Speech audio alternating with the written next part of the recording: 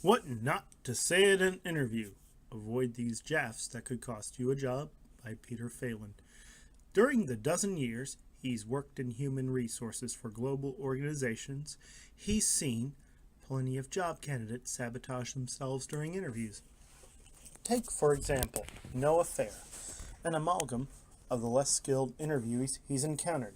Noah made no eye contact. He inquired about being reimbursed for the $12 round trip expense he incurred to visit their offices.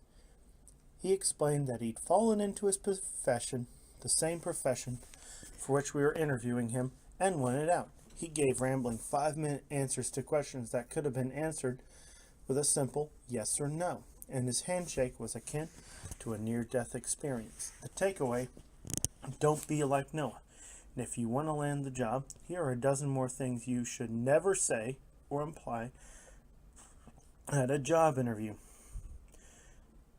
They'll suit husband and my family for 5 generations. Fail to ace attire and grooming, and you can sink your chances before you say a word. You might want to have security frisk me before I weave. Sharing confidential information about the past or present employers will make the interviewer wonder if you can be trusted. You'll think this is disorganized.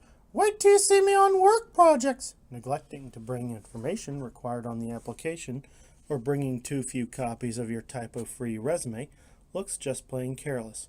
I think you're not playing with a full deck. If you're asked the what are your weaknesses question, the interviewer wants a straight answer. Mention one non-critical area you'd like to polish. I'd rather watch the worst of C-SPAN than research your company. Bone up on recent new business the company has landed or write-ups about the firm in trade publications. I'm just going to go ahead and answer the question I wish you'd ask.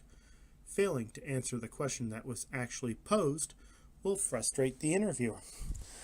I expect you to provide the exact job I want on my terms now. Saying too much about the job you want, and you risk eliminating yourself.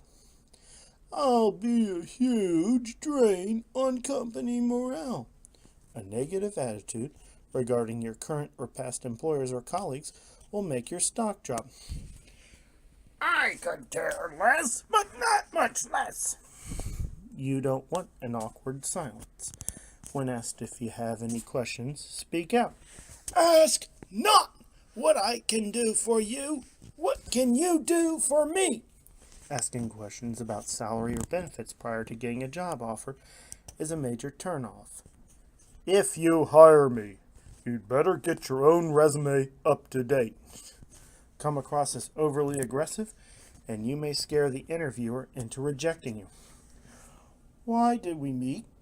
Candidates who leave without underscoring their great interest in being hired are quickly forgotten.